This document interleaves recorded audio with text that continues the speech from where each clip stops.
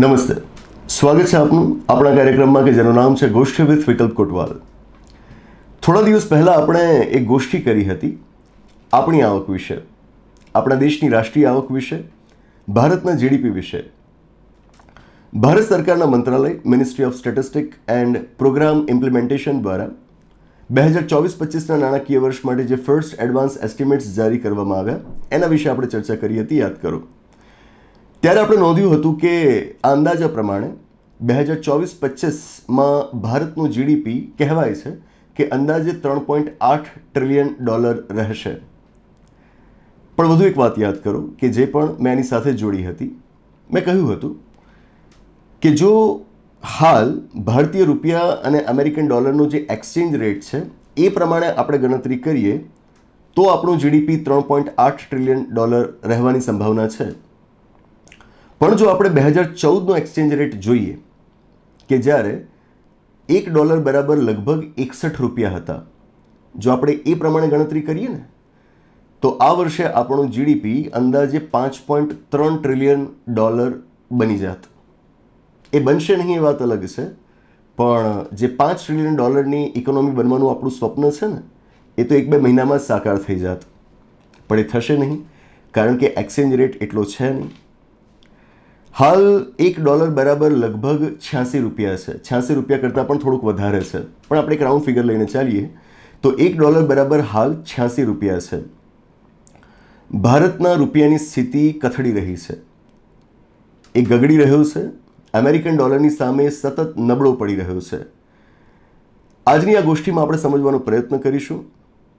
રાજનૈતિક બાબતોથી બિલકુલ દૂર રહીને આનું અર્થશાસ્ત્ર આપણે સમજવાનો પ્રયત્ન કરીશું કે ભારતનો રૂપિયો નબળો પડી રહ્યો છે તો કેમ નબળો પડી રહ્યો છે, એના કારણો શું છે. મજાની વાત એ છે કે ભારતીય રૂપિયાના નબળા પડવા પાછળના જવાબદાર કારણો જેટલા ભારતની અંદર રહેલા છે એનાથી વધુ ભારતની બહાર રહેલા છે. ઓકે, આના માટે આપણે ખાસ વાત કરવી પડે અમેરિકાની. વાત એવી છે કે અમેરિકન ડોલર વધારે પડતો મજબૂત થઈ રહ્યો છે અને એટલે ભારતનો રૂપિયો નબળો પડી રહ્યો છે. એ જેટલો વધુ મજબૂત થશે એને અનુરૂપ ભારતનો રૂપિયો નબળો પડતો જશે. સવાલ થાય, અમેરિકન ડોલર વધારે પડતો મજબૂત કેમ બની રહ્યો છે? તો આનું કારણ છે કે છેલ્લા થોડાક સમયની અંદર અમેરિકાના મેક્રો ઇકોનોમિક પરફોર્મન્સ વિશે જે ડેટા જારી થયા છે ને એના કારણે ત્યાંનો ડોલર વધુ મજબૂત થઈ રહ્યો છે. સરળ શબ્દોમાં કહું તો ત્યાંની અર્થવ્યવસ્થા, ત્યાંનું બજાર કેવું પ્રદર્શન કરી રહ્યું છે એના પ્રદર્શનને સૂચવતા ચોક્કસ આંકડા રજૂ થયા છે. એ આંકડા જવાબદાર છે એના ડોલરની વધુ મજબૂતાઈ માટે. કયા આંકડા? તો ત્યાંના લેબર બ્યુરો દ્વારા જે હમણાં ડિસેમ્બર મહિનો ગયો 2024નો, તો એમના દ્વારા એક અંદાજો બાંધવામાં આવ્યો હતો કે અમેરિકામાં ડિસેમ્બર 2024 આ મહિનાની અંદર કુલ 1,60,000 જેટલી નોકરીની તકો ઊભી થશે. 1,60,000 જેટલી રોજગારીની તકો ઊભી થશે. આંકડો ઘણો મોટો છે, એ લોકો અંદાજો બાંધેલો હતો. ડિસેમ્બર મહિનો પૂરો થયો અને પછી એમણે જોયું કે કેટલી નોકરીની તકો વધી. આંકડો શું આવ્યો ખબર છે? 2,56,000. એ લોકોનો અંદાજો હતો કે 1,60,000 રોજગાર ઊભા થશે. ઊભા થયા કેટલા? 2,56,000. બેરોજગારીનો દર માપવામાં આવતો હોય, અનએમ્પ્લોયમેન્ટ રેટ જેને આપણે કહીએ, એમનો અંદાજો હતો કે એમના બજારમાં અત્યારે લગભગ 4.2% જેટલો બેરોજગારીનો દર હશે. આખરે જ્યારે આંકડો આવ્યો ત્યારે એમણે જોયું કે બેરોજગારીનો દર 4.2% નહીં, એ 4.1% છે. મતલબ કે એમણે ધાર્યું હતું એના કરતાં ઓછું. પેલી જગ્યાએ રોજગારની તકોમાં ધાર્યું હતું એના કરતાં વધારે, બેરોજગારીના દરમાં ધાર્યું હતું એના કરતાં ઓછું. આ સૂચવે છે કે અમેરિકન બજાર સારું પ્રદર્શન કરી રહ્યું છે, ત્યાં બેરોજગારી ઘટી રહી છે, રોજગારીની તકો વધી રહી છે. બજારમાં જ્યારે આવું પ્રદર્શન જોવા મળે ને ત્યારે એનાથી કોન્ફિડન્સ પેદા થાય, એનાથી એક વિશ્વાસ પેદા થાય, કરન્સી મજબૂત થાય, ડોલરની ડિમાન્ડ વધે.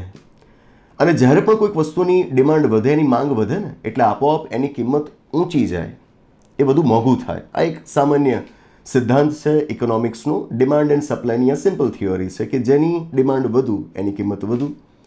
તો એક મેજર રીઝન જવાબદાર છે અમેરિકાનો મેક્રો ઇકોનોમિક સિનારિયો કે જેના લીધે અમેરિકન ડોલર મજબૂત થઈ રહ્યો છે. સાથે વધુ એક વાત આપણે નોંધવી રહી કે અમેરિકામાં અત્યારે ઇન્ફ્લેશનનો રેટ પણ સારો છે. ફુગાવો, મોંઘવારીનો દર અત્યારે ત્યાં આગળ લગભગ 2.9%ની આસપાસ છે. અને આના કારણે જે ઇન્વેસ્ટર્સ હોય, રોકાણકારો હોય, એ અમેરિકન બજારને ભારત કે એના જેવા અન્ય કોઈ બજારોની સરખામણીએ વધુ પ્રાધાન્ય આપી રહ્યા છે. તમે વાંચ્યું હશે, છેલ્લા ઘણા સમયથી આ સમાચાર ચાલતા હતા કે ભારતમાંથી ફોરેન ઇન્સ્ટિટ્યુશનલ ઇન્વેસ્ટર્સ વધુને વધુ વિડ્રો કરી રહ્યા છે અને અમેરિકન માર્કેટની અંદર વધુને વધુ નિવેશ કરી રહ્યા છે. અને મોંઘવારીના દર સાથે શું લેવા દેવા? હવે એક સાદું ઉદાહરણ તમને આપું કે માનો કે તમે કોઈક જગ્યાએ રોકાણ કર્યું છે અને એ રોકાણ ઉપર તમને માનો ને કે 6%ના દરથી વ્યાજ ચૂકવવામાં આવે છે, પણ વાસ્તવમાં તમને 6% મળતા નથી. કેમ નથી મળતા? કારણ કે તમારે જોવાનું એ હોય કે એ વખતે બજારમાં મોંઘવારી કેટલી છે. મોંઘવારીનો જે દર છે એને તો તમારે કાઢી જ નાખવો પડશે ને. એટલી તો તમારા રૂપિયાની, તમારા રોકાણની કિંમત ઘટવાની છે, તો તમારે એ દરને કાઢી નાખવો પડશે. તમને ખરો પ્રોફિટ કેટલો થયો એ ગણતરી વખતે. તો ધારો કે અત્યારે અમેરિકાના બજારમાં 2.9%નો મોંઘવારી દર છે અને ઇન્ટરેસ્ટ રેટ, વ્યાજદર જે ઓફર કરવામાં આવે છે માનો કે 6% છે. એનો અર્થ એ થયો, સાદી ગણતરી આપણે ખાલી આપણી સમજ ખાતર માંડીએ તો એવું માની શકીએ કે ત્યાં આગળ ઇન્વેસ્ટર એ વાસ્તવમાં પોતાના ઇન્વેસ્ટમેન્ટ ઉપર લગભગ 3.1% જેટલું વળતર મેળવે છે. આમ મેળવે છે 6%, પણ વાસ્તવમાં 6%નો લાભ નથી, કારણ કે 2.9% તો ત્યાં આગળ મોંઘવારીનો દર છે, તો એને તમારે કાઢવું પડશે.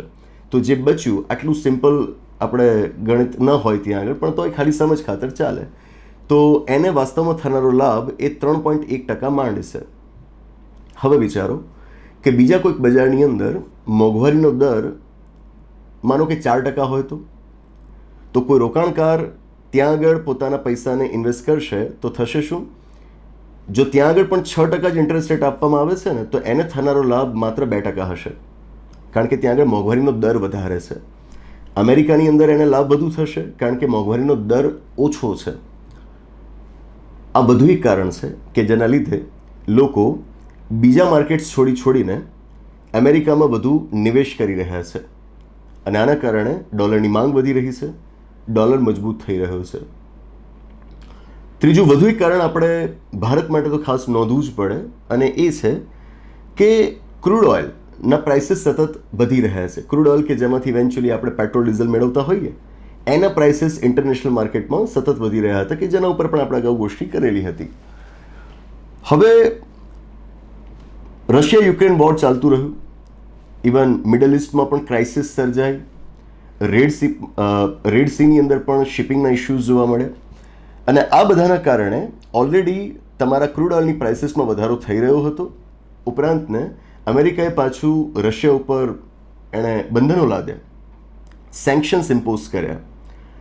આ બધાના કારણે પણ પ્રાઇસીસ વધતા ચાલ્યા અને એની સાપેક્ષે અમેરિકન ડોલર મજબૂત થતો ચાલ્યો.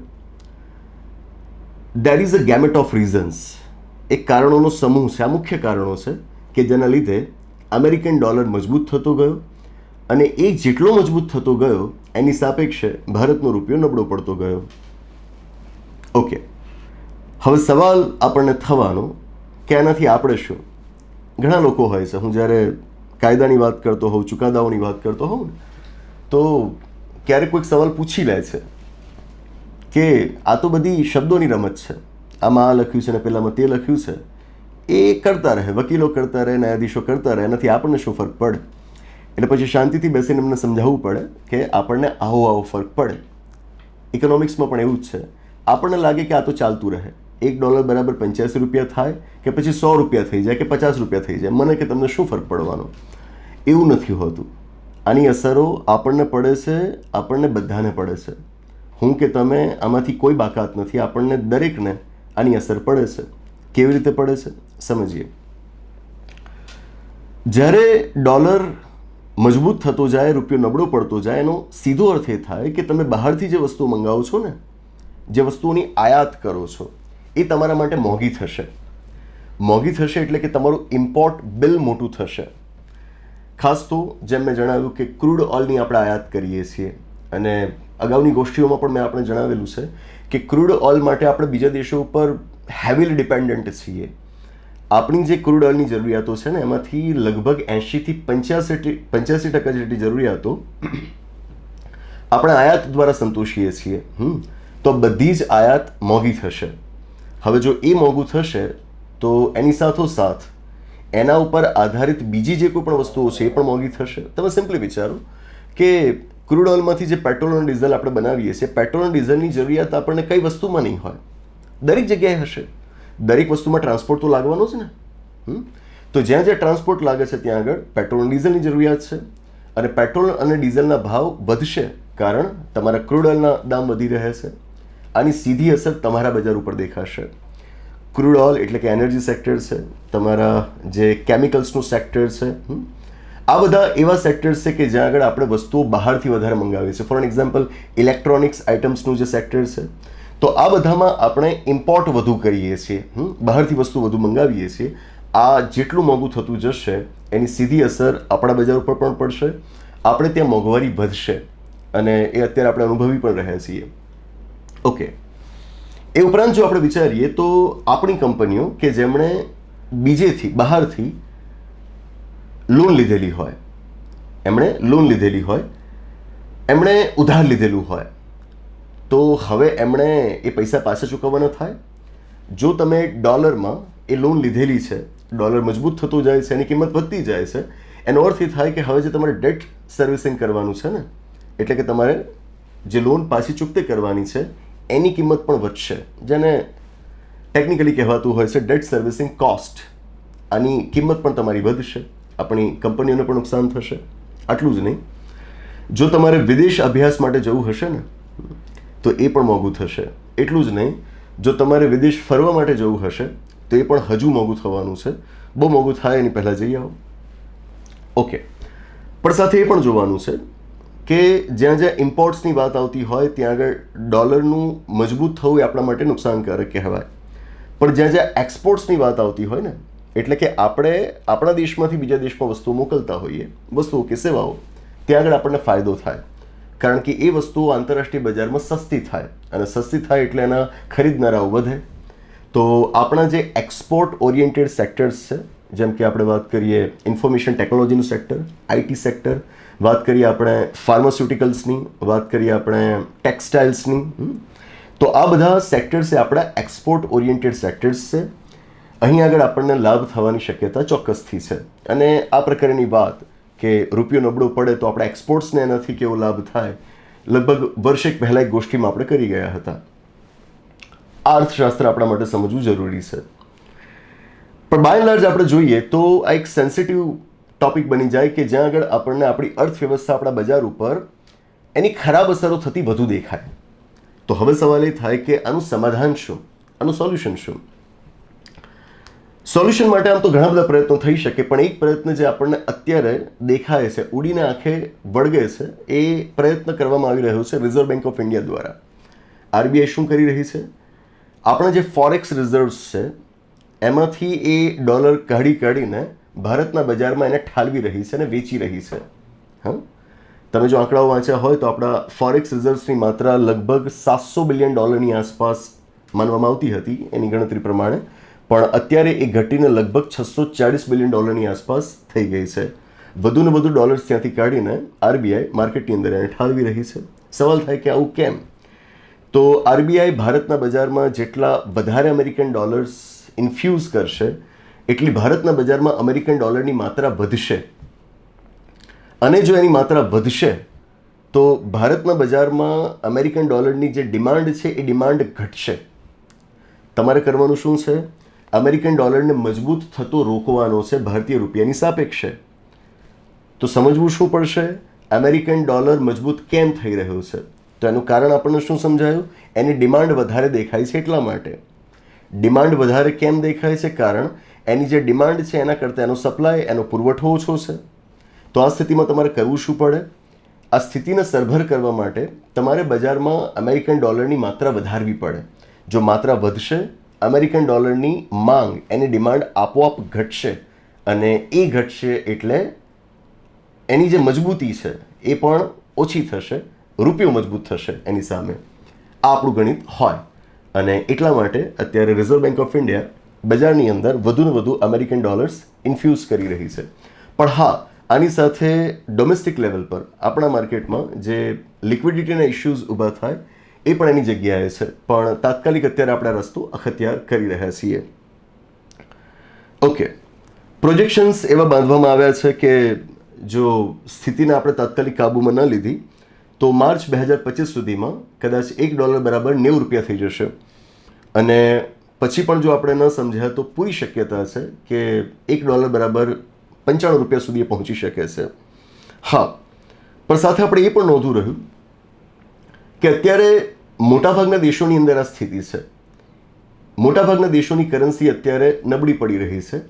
જો બીજી કરન્સીઝના ટ્રેન્ડ્સને આપણે જોઈએ ને તો એની સાપેક્ષે આપણે કહી શકીએ કે ભારતમાં ઇન્ડિયન રૂપી નબળો તો પડી રહ્યો છે, પણ બીજી કરન્સીસની સાપેક્ષે ઇટ ઇઝ મોર સ્ટેબલ, એની અંદર સ્થિરતા વધુ છે.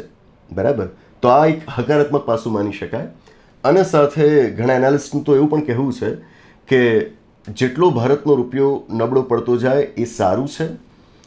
અગાઉ જે ભારતના રૂપિયાની મજબૂતાઈ અમેરિકન ડોલરની સામે દેખાતી, એટલે કે પેલું $1 બરાબર 61 રૂપિયો, એ લોકો માને છે કે એ તો ભારતીય રૂપિયાનું ઓવર વેલ્યુએશન હતું, એટલે કે એની જે કિંમત છે એના કરતાં વધુ કિંમત અંકાયેલી હતી.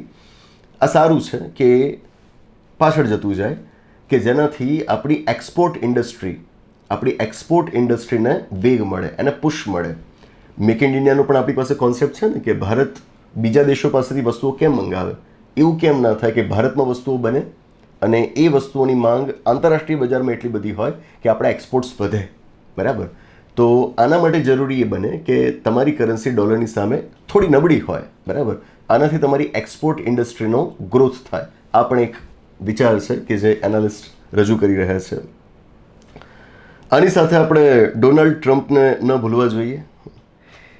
એવું માનવામાં આવતું કે ડોનાલ્ડ ટ્રમ્પ એ પ્રેસિડેન્ટ બનશે એની સાથે આ ઉથલપાથલ વધશે. પણ જે સ્કોલર્સ છે એમનું કહેવું એ છે કે ડોનાલ્ડ ટ્રમ્પના રાષ્ટ્રપતિ બનવાથી, એમણે શપથ તો લઈ લીધા છે, એમના રાષ્ટ્રપતિ બનવાથી આ જે ચહેલ પહેલ છે, આ જે ઉથલપાથલ છે ને એ રહેશે, પણ થોડા સમય સુધી રહેશે. ટ્રમ્પની બહુ લાંબા સમય સુધી અસર રૂપિયા ઉપર નહીં દેખાય. અત્યારે જે અસરો દેખાઈ રહી છે એ શોર્ટ લિવ્ડ છે, ટૂંકા સમય માટે છે, લાંબા ગાળા માટે નથી. એના માટે તો એ લોકોએ શબ્દ પણ વાપર્યો હતો, એક નવી ટર્મ બનાવી હતી, ટ્રમ્પ ટેન્ટ્રમ. બરાબર, શોર્ટ ટર્મ માટે ટ્રમ્પના કારણે ભારતીય રૂપિયાનું નબળું પડવું, એ જે અસર દેખાય ને એના માટે એ લોકોએ ટર્મ ઊભી કરી છે, ટ્રમ્પ ટેન્ટ્રમ. અને સાથે એક રસપ્રદ વિગત હિસ્ટ્રીના અભ્યાસો એવી આપણને બતાવી છે. હિસ્ટ્રી એટલે કે અહીં આગળ પોલિટિકલ હિસ્ટ્રી નહીં, ઇકોનોમિક હિસ્ટ્રી.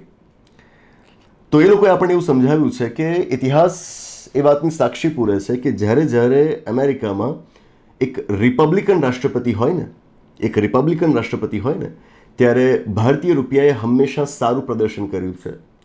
અમેરિકામાં કાં તો ડેમોક્રેટિક પાર્ટી તરફથી પ્રેસિડેન્ટ હોય અથવા તો રિપબ્લિકન પાર્ટી તરફથી પ્રેસિડેન્ટ હોય.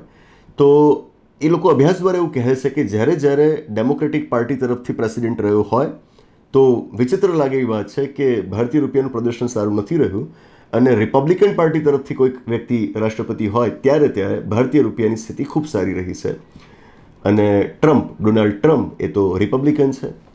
તો આ રીતે જોતા એ ઇતિહાસના જો આધારને આપણે સાચો માનીએ ને તો આપણે સ્વીકારવું રહ્યું કે આવનારા સમયમાં ભારતીય રૂપિયાની સ્થિતિ સુધરી શકે. અને કદાચ સુધરતી નથી તો પણ આપણે આશા તો એ જ રીતે રાખીએ કે જે એક્સપોર્ટ ઇન્ડસ્ટ્રીને આપણે ગ્રોથ આપવાનો છે એને કદાચ આનાથી મળી રહે. બસ એ જ આશા રાખું કે આ વાતો આપને સમજાઈ હશે. હું કોન્સ્ટન્ટલી પુશ કરવાનો પ્રયત્ન કરી રહ્યો છું કે આવી વાતો આપણી ચર્ચાના કેન્દ્રમાં આવે.